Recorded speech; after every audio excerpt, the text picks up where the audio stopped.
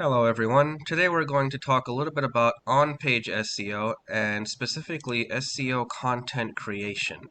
So, when you create content, how do you optimize your content and why should you optimize your content? Well, let's start with the second one. You should optimize your content because it helps Google better understand what your website is about. And depending on how you optimize it, it can help drive more traffic to your website as well. Now, going on to how you optimize and what you can do. There's many different things you can do to optimize a page. You don't want to do every possible thing because now you're simply over optimizing and that's not going to lead to good user experience. Find out where you can optimize and then optimize from there naturally. So let's kind of dive right into it. There's a few things we're going to talk about today. This is going to be mainly about the top things you want to look at. So title tags, meta tags, description tags, your header tags, your image tags, video schemas, local schemas, review schemas, FAQ schemas, product price schema if you're an e-commerce site, and internal linking. There's still many more things you can do on a web page. Today we're simply talking about some of the basic items you should be including on your page optimization when you launch a site. So let's start off with title tags. What is your title tag? Your title tag is what shows up on SERPs when someone searches for you. So for example, let's say we do lawyer near me, right? When you do lawyer near me, this right here is your title tag. You open this up. If you do page source, you'll see that in the title tag of their website, it says Dallas Lawyers, find your Dallas, Texas attorney or law firm. Title tags and H1 tags are your most important tags of a website. Your header tags always need to make sure that they have the proper important keywords. You see right here, their H1 tag, find a Dallas, Texas lawyer near you. Right now, their header tag has their main keywords, and their title tag has their keywords. After you get your proper keywords set up in your title tags and your H1 tags, then you move on to your H2 tags. These will be H2. You can have H2, H3, H4. It works in the hierarchy. You're only supposed to have one H1 tag. You can have as many H2, H3, and H4s as long as they are properly formatted. Now, from your title tag onto your header tag, what's next, right? And what's the importance of these before we hop on to the next thing? Your title tag and your header tag, these two tags together are the first things that Google looks at when it's trying to determine what your website is about. When it reads the title and header tag, you want to place your important keywords in these tags. So if you are a lawyer in Miami, right? Law firm in Miami, counseling services in Miami if you're a counselor, plumber in Miami if you're a plumber. If you break down individual services, for a plumber, it might be toilet repair. For a counselor, it might be you might have a page on anxiety counseling. The title tag for that should be anxiety counselor in Miami, right? If you are a lawyer that focuses on car accidents, car accident lawyer in Miami should be your title tag or your H1 tag. You want to fill up your H1 and title tags with the most popular keywords and different variations of the keywords so you can rank for a few different types of keywords. When you move on to your H2, same thing. You want to fill it up with your variation keywords, other keywords that you can rank for. So now instead of ranking for a keyword or a couple keywords, you can rank for a whole topic, right? Moving on to say your meta tags.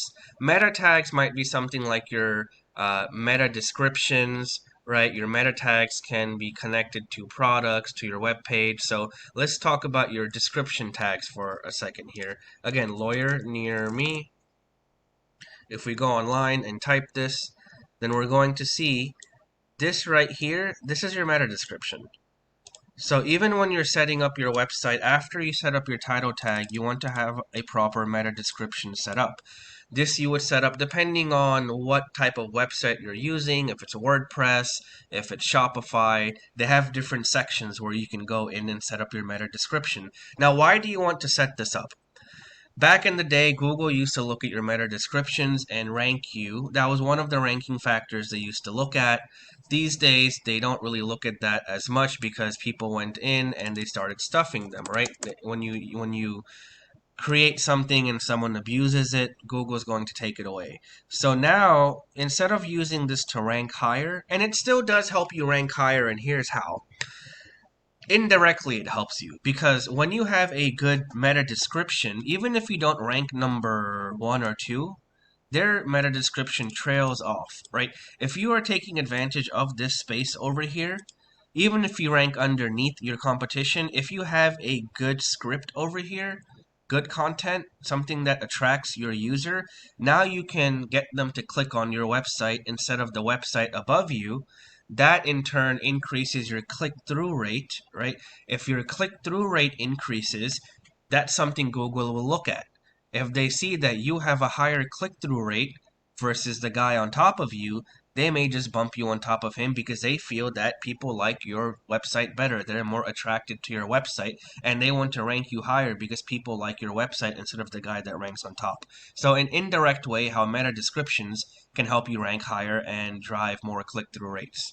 So after that, let's hop into image tags. So now you have your title tag set up, you have your meta tags set up, your meta description set up. Now you need image tags. How does this work? Well, let's say you're a dentist, right? Dental implants near me.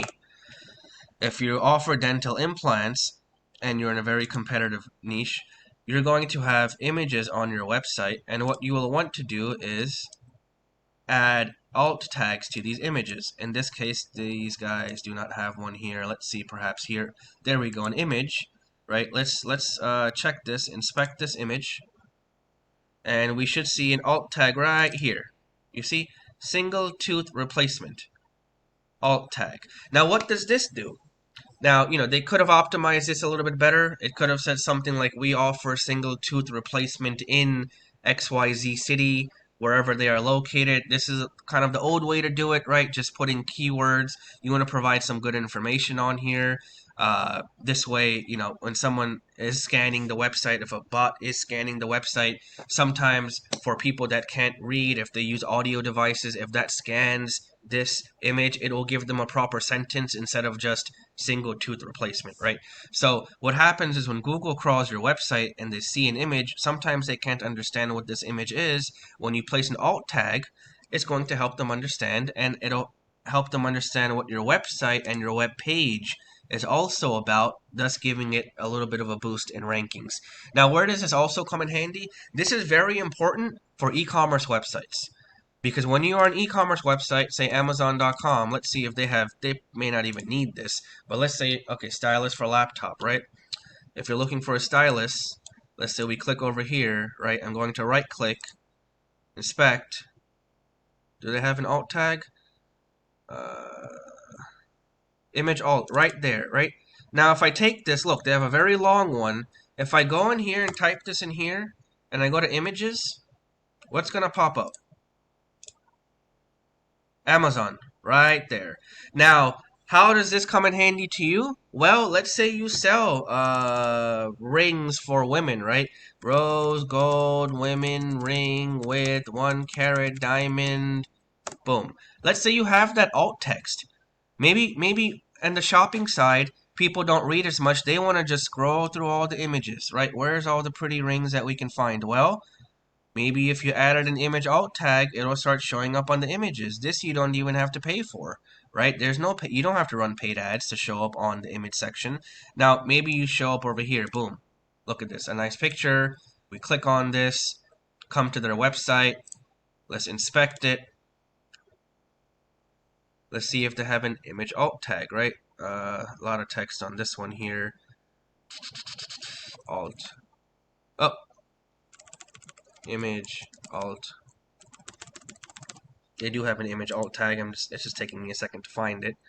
There we go. Rose gold engagement ring, 1 carat diamond. See? So now Now, because you have a proper image alt tag, if you're running a product website, you can do this on hunting websites. If you have different animals for display, you can do this on dental websites. If you have different types of veneers, implants, whitenings, whatever services you offer. If you're a law firm, right? If you have infographics, no matter what industry you're in, every website needs to make sure their images have image alt tags. So Google can better understand what your website is about. And you can also start ranking in other places like Google Images, where in some industries, people go straight to that to find what they need, right? So moving on to the next one here. Let's see what we have. Video schemas. Video schemas are very handy. When you place a video on your website, once again, there's a proper schema code that you can place on this. Now, schemas, snippet codes, these are little pieces of codes you can add on a website to, again, help Google understand what your website is about. So, let's say there's a company called Dollarworth Restoration. They offer restoration services, right? If you go to the water damage page, they have a video over here, right? Now, if I want to see if this video shows up on, say, SERPs, I go to the video section, right? Oh, look, their video shows up. Now, if I was to type water damage restoration Dallas in the videos, boom, the video pops up. Now, again, depending on the industry you're in, you might have different topics, you might make different videos, right? Maybe for, say, a financial advisor, you might make a video on how to sell option calls. What is a call spread, right? You might make videos on these, so when people go online doing research, they run across the videos that you have on your website because they're displayed over here. They come back to your website, and now they can possibly turn into a client. But the videos that you are now creating on your website, if they're marked up properly, they can start appearing over here. And this is going to help drive a lot more traffic to your website. Now, after the video schema, and one more thing on the schema, for schemas, there is a website called schema.org that you can go to. And here you can actually find all the different schemas that are going to be available for a website, how you can implement them, real world uses for them, right? Another schema which I'll show you is a local schema. What is a local schema? So, if again, dentist in Miami, let's go for, I just keep hitting after Miami because they seem to be a very competitive market. Great to take examples from here. Let's use these as an example. Google Schema Checker. Right, there's a website here, Google Schema Markup Testing Tool. If you click on this, you'll see what schemas are already applied on this website. While this is scanning, I'm going to talk a bit about the local schema. So what does a local schema do? What is this? A local schema is basically when you have a website and on the bottom of this website you have your local address. When Google reads your address, they don't know what this means, right? Now there's a piece of code or a schema you can place around this piece of content, this address, this piece of information here. And what this will do is this will help Google pinpoint exactly where your location is, where your business is located, latitude, longitude. It'll also allow Google to understand what your business is about. You can tell them it's a dental clinic or a school or a supply store or local business, a nonprofit. So now when Google scans your address, not only do they understand what your website is about, not only do they understand that this address is referring to an existing business, but it also lets them know where you are, latitude and longitude. And here's how this comes in handy. When I go back online and do dentist near me, if you scroll, I have 100 searches here, most people have 10, but if you scroll all the way down, you'll notice that sometimes it says your IP address. In this case, let's do incognito, because this is not being friendly with me on... Okay, on incognito, if I go all the way down, looks like they changed it up again. I have 100 displaying here. Sorry about that. Let me show you a quick thing here. Edge, there we go. Turning to Microsoft. Jeez, okay. Dentist in Miami. Up, too long again. Come on. Bring it all the way down. Show us what we have. Okay, you see right here? Based on your past activity, that's one thing, but update location, and it gives you the zip code where it's searching from. This is why when you add a local schema, Google can now understand exactly where your website or your business is located. So now when someone goes online and searches dentist near me, how does Google understand what near me means, right?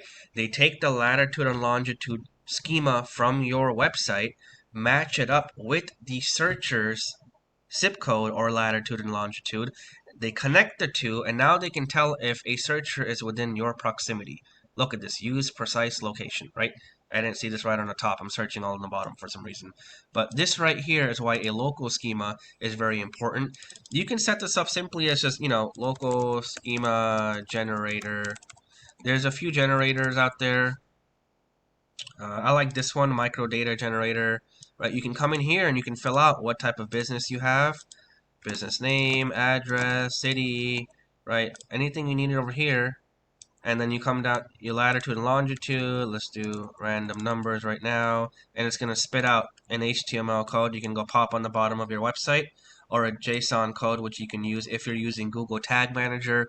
We'll have another video on Tag Manager later. But this is how you apply a local schema and why it's so beneficial to websites these days. Now, going back to our list, let's see what's next on the optimization list. A review schema. Okay, so if you're doing a review schema, then again, dentist near me. If you go online, Google thinks I'm being spammy now. Alright, so if I start scrolling down, you'll notice sometimes people have stars under their websites. Let's do best dentist near me. No, okay, let's do dentist reviews. Normally when someone is searching for your actual company, then these reviews start popping up. Google does go after certain industries. In this case, since this is health related, maybe not, maybe they took it off. But in this case, let's look at plumbers. Plumber reviews. Oh, there we go. Trustpilot. This right here.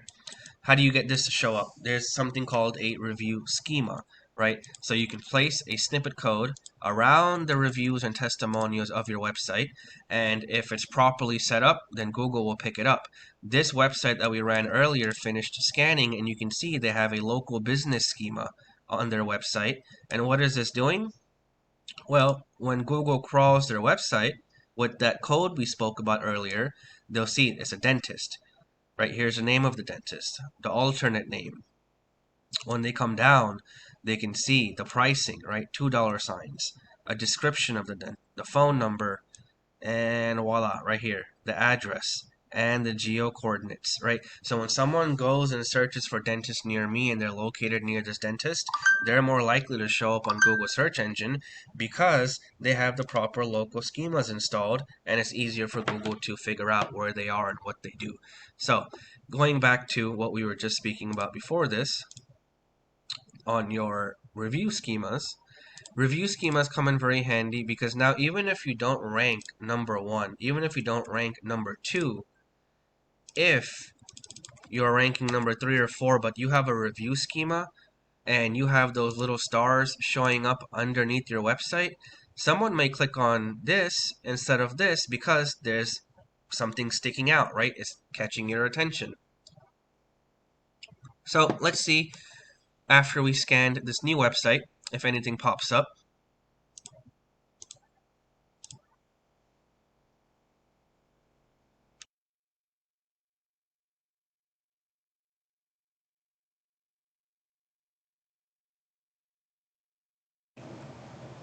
Look at this.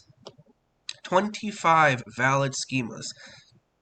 You would expect something like Trustpilot, a big site, to have a lot. But look at this. Review snippets right here. Now when you click on this, it'll tell you. Look at all of the reviews they detected. For plumbers.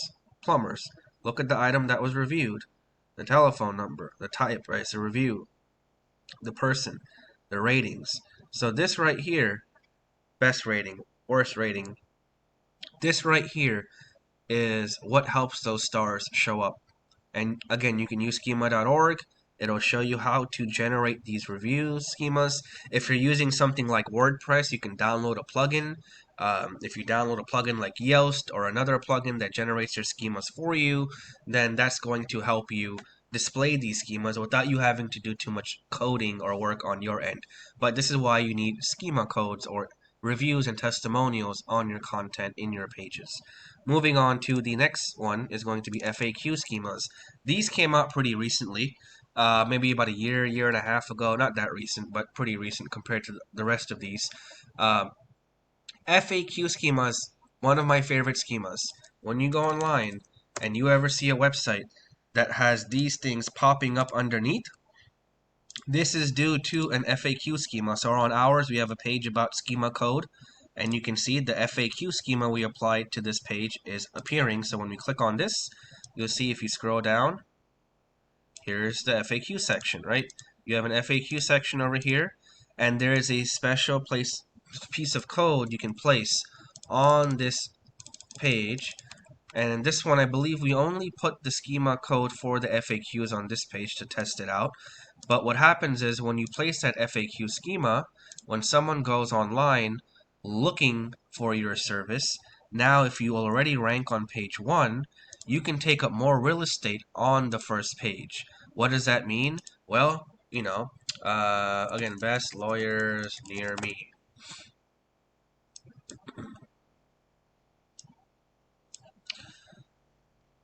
Sometimes you can show up over here, what to do after a car accident.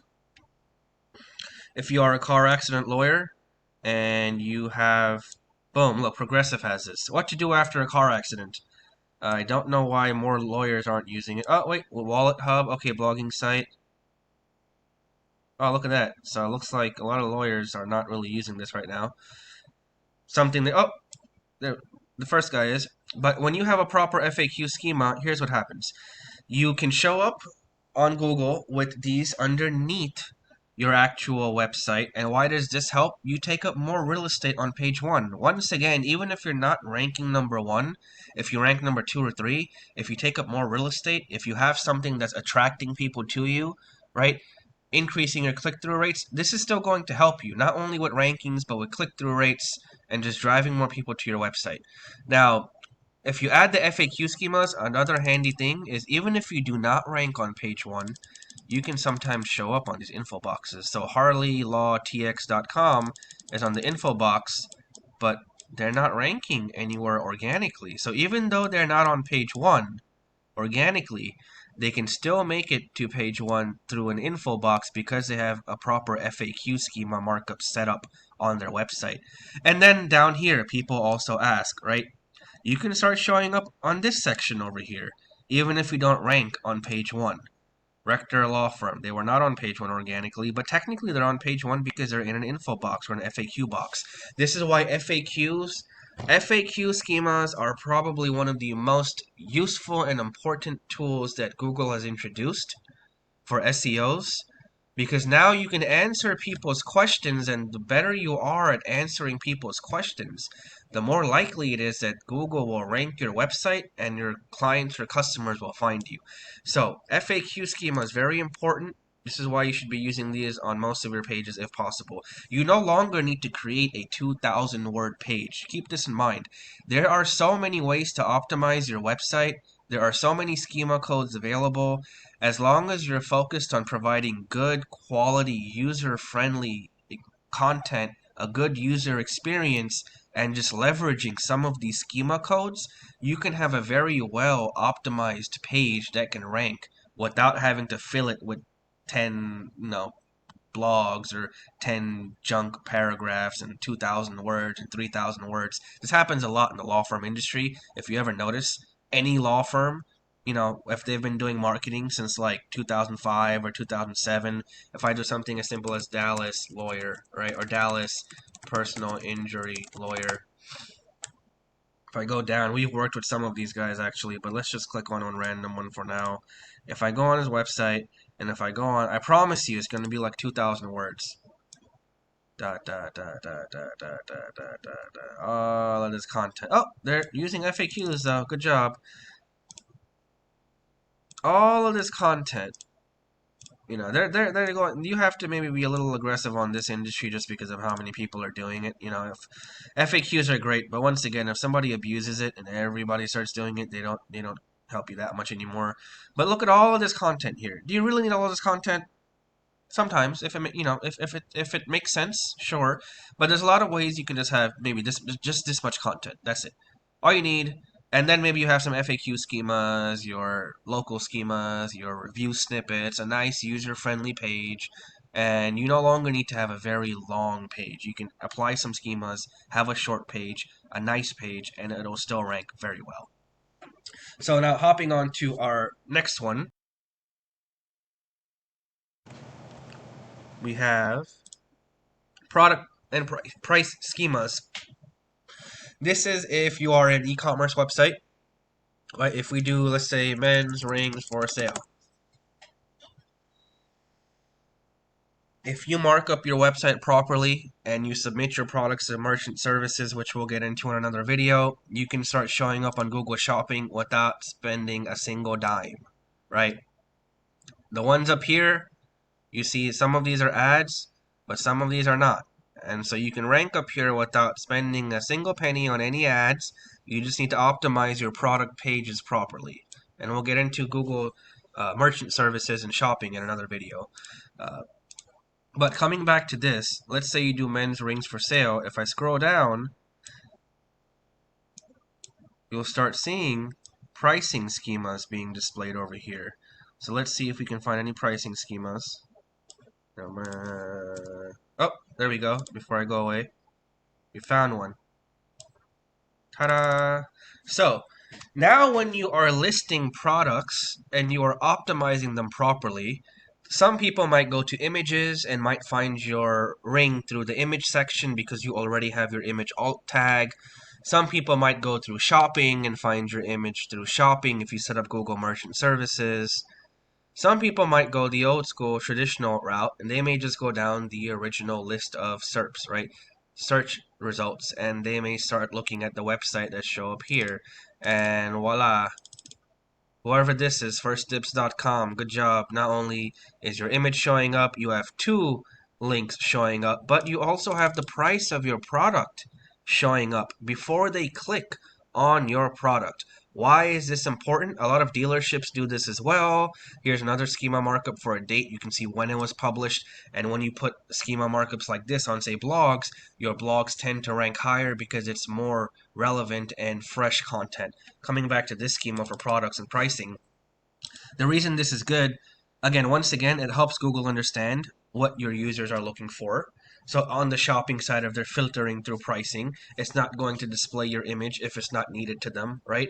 Over here, if they see the price for it, if it's out of their price range, they won't click on it. That's a good thing, because if they click on it and then they find out it's expensive and they leave, you just increased your bounce rate, which will indirectly hurt your rankings, right? Versus if they see the pricing and they know they don't want it, they skip it, they continue, that's okay. It's not going to increase your bounce rate. But maybe they see the pricing and it's right within their price range. Okay, they see the image, they see what it's called, and they see the price range. Boom, let's hop into the website and see if we can get more information.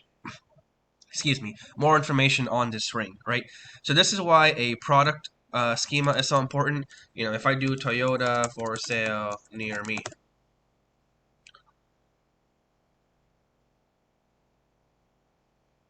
look at this. They have schemas here for their products. It tells you where it's available as well. You have the pricing range over here. This is through a schema code as well. Very handy, very good for users to get an idea of what you're offering before they even come to your website. And the last thing we're going to go over, last but not least, there's many more things, but this video we're trying to keep under 30 minutes for you guys. Internal links. Internal links. When you create internal links, this is one of the most important things you need on your web page because it helps Google find other pages on your website.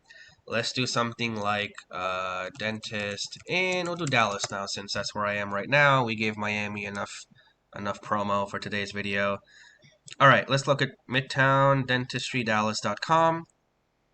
If I go to, say, let's see, where is their blog section? Blogs are notorious for internal links. Blog. Oh wait, look at that, just another WordPress site. Someone can optimize this a little bit more for them. Just another WordPress site. Well, let's skip this for now. 5 foods to avoid after having your teeth whitened. Alright, they have a blog here. What is an intern? They're missing some codes and stuff. Oh, there's no internal links. Okay. You would think someone ranking on page 1 would have had it, but... Let's see. Maybe in here. This is a very interesting way there. I have a broken chipped tooth. I am missing more than one. Very interesting. How they're kind of keyword stuffing here, but I haven't seen it done that way before. Here's your internal links. Now, this is going to a contact page. Let's see if they have an actual internal link going to another relevant page. There we go. Dentist. This is probably going to be a pediatric page. This is very interesting how they've internally linked this. It's very nice. I like how they did this actually, even though not the best for user experience, a little confusing, but very interesting in trying to rank for a certain phrase, right? Because look what they're doing here. This is an internal link. I have a cavity or broken tooth, right? Why did they use this why did they use this text for the internal link? Now you click on I have a cavity or broken tooth. You click on it. What happens? It takes you to their restorative dentistry page, right? Now, why did they do it this way? They did it because now when they link from that page to this page gets a boost. What does it get a boost for? It gets a boost for the text that was hyperlinked. In their case, it was, let's go back. Oops. I have a cavity or broken tooth. Now, when someone goes online and types, I have a cavity or broken tooth, I have a cavity or broken tooth, who's going to pop up? Are they going to pop up? Who is this? Midtown Dentistry? Midtown. Oh, not yet. Well, they didn't show up in this case, but normally I have a broken tooth Dallas, right? No one's going to type Dallas, but I see why they were doing this. If they're trying to kind of trick the system a little bit here, they show up over here, right?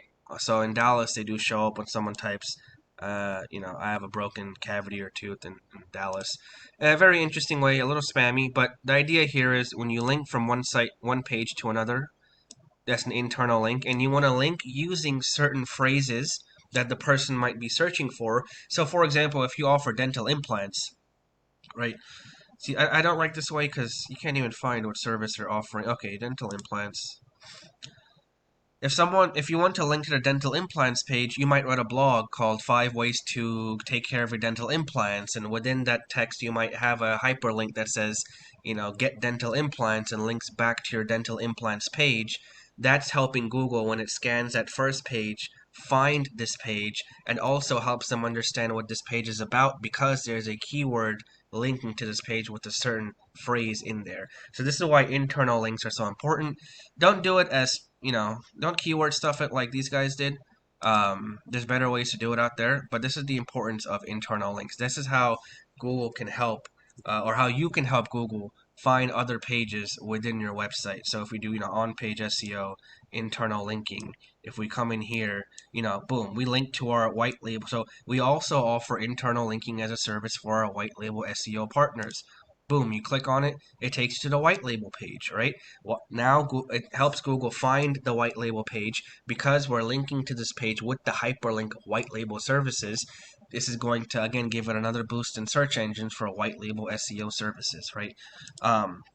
So that's the importance of internal links. We went over quite a few things here. Hopefully it wasn't too jumbled up. There's definitely a lot of information to absorb. We're going to do our best to keep creating more videos that really dive into all of these, how to set up proper title tags, different ways to experiment with description tags, how you can properly use H tags and the proper hierarchy, different ways to test image alt tags to rank them for different key terms. Even your schema codes, figuring out which schema codes work best for your industry and which ones you need, which ones you should avoid, and how to properly create internal links. These are going to be some of the main things you need to worry about when you're creating content for your web page. And the last thing that was not here is freshness. What does this mean? When you create a piece of content on your website, your job is not done. maybe what you can do to ensure that you don't forget about your page is come back and update it in different phases. So maybe phase 1 you launch with, say, all of this. Phase 2, you come back and add some reviews, maybe a couple months later. This can be user generated, so this important thing about reviews, if it's user generated properly, then you don't have to worry about the freshness, because as they keep adding reviews, your page stays fresh and up to date, right? But let's say you have a phase 2 or phase 3, you come back and now you start applying FAQ schemas, right? And phase 4, you come back and start applying internal links. What's happening here is, instead of creating a page and forgetting about it and now it turning into a stale page, now you have a page that launches with some good optimization, and maybe every couple months you come back and add more pieces of info, more schema codes, more things that are going to help your clients, more internal links. You're keeping this page fresh, up to date, not stale. So it helps Google see that, hey, they didn't just launch a page and forget about it. They actually come back every few months, add new things, keep it up to date. So this tells us they're staying up to date in their industry and they're going to provide the best content for their users. Again, a small thing that Google looks at, but a very important thing that Google looks at. So I hope this was a helpful video. We've had a lot of websites we've worked with that ranked and brought in a lot of traffic without focusing very heavily on backlinks because they had the proper content set up on their website. An example of this, let's say you offer vitamins, right? If you sell vitamins online and you sell maybe 2,000 different types of vitamins, is it going to help you more if you say build 2,000 backlinks to that vitamin website, or build out maybe 2,000 unique product pages? I think it's going to help more if you build out 2,000 unique product pages, because now that's going to give you a bigger boost. You can target long-term keywords. You can display the reviews and the pricing and the FAQs, everything that you need. So now your base is set up properly. You may not even need a backlink to rank. You may be able to rank just because you have such good content, and maybe because you targeted 200, 300 different products, you found some gaps, some opportunities you can hop in places that weren't as competitive, and now you're bringing sales in without even building backlinks. And then once your pages have marinated for a while and they start ranking well, and you want to give them more of a boost, then maybe now you come back and start building some backlinks, right? Start building some more supporting content. So I hope this video was useful. I hope you learned how to create properly optimized content. Again, there's so much more that you can do. This is just the beginning. If this was helpful, please feel free to follow our channel, like this video, share it with anyone that you think might find it handy, and check out the next video when it launches. Thank you so much. My name is Jamal. I'm with JP Marketing, and have a blessed day.